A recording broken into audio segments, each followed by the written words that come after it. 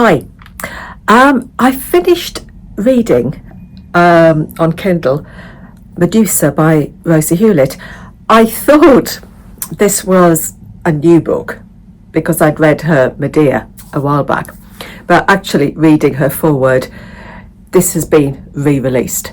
It was written 2020 during lockdowns and it's now been re-released, so it's a new one to me anyway. And I thought it was a lovely retelling of the legend of the myth of Medusa, and it's a retelling that gives us Medusa's voice. We all know the myth. We all know the story of Medusa, this Gorgon with the snake hair who can turn men to stone just by looking in their eyes, and then has her head chopped off by Perseus. That is the story we all know.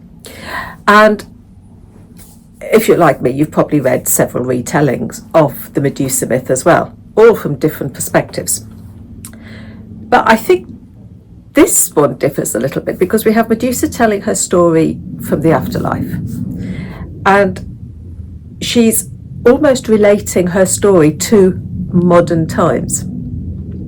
So you feel as though she's more present, but she's looking back. She's telling us her story from a distance and sort of relating it to the present. This is a young woman who was rejected by a mother for being mortal. She was raped by a god and then punished by the god's sister.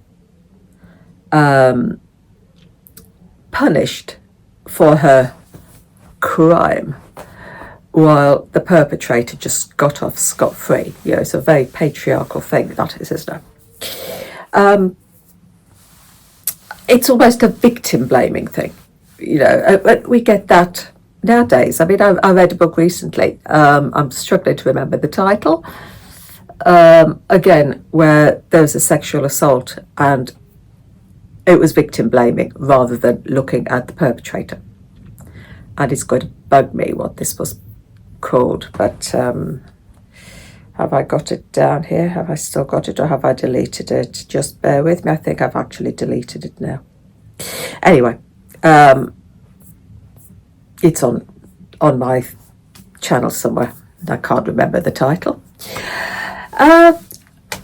There's an intimate feeling to this retelling because several times Medusa will break the fourth wall and talk to you, the reader. And yeah, she's angry. Yeah, she's sarcastic. She's entitled to be, isn't she? But you also get to know this girl, this woman, this young girl, this young woman. And she tells us of her life, how when her mother rejected her, she became a priestess to Athena, to the goddess Athena, and spent her time there. Basically alone.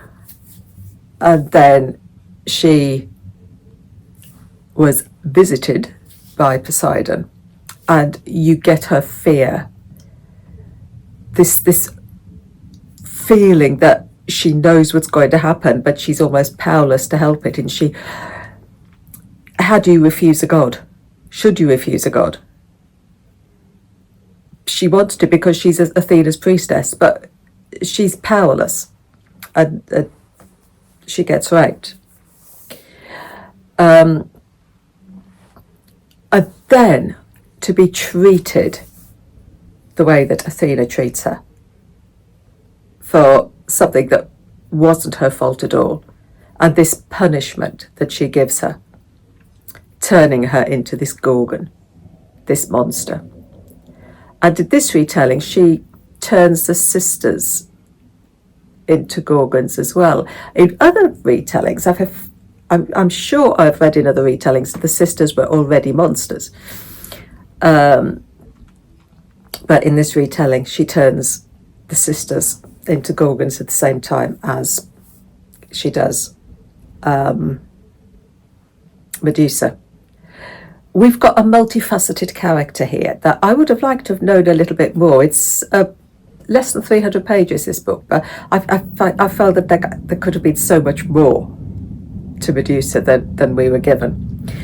She's got a very fractured relationship with her mother. Her mother rejected her, but then comes back into her life as soon as Athena has turned her into a monster.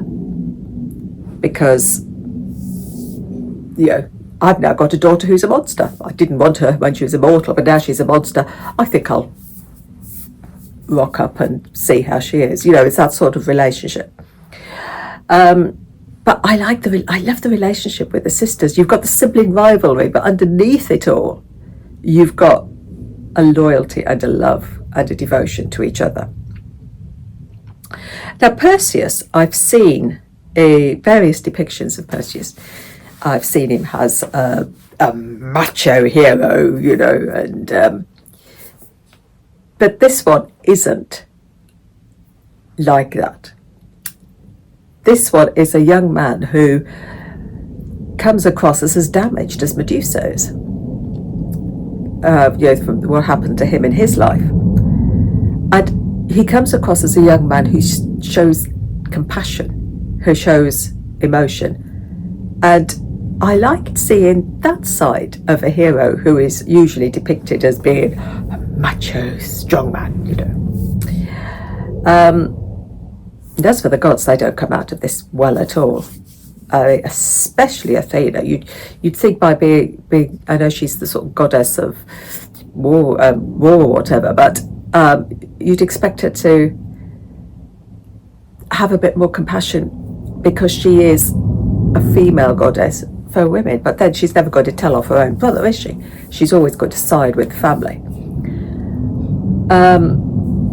I enjoyed this. I enjoyed this retelling. I enjoyed Rosie Hewlett's Medea, and I enjoyed this one. I wonder who she's going to turn to next. So, that is Medusa by Rosie Hewlett. Happy reading. Take care.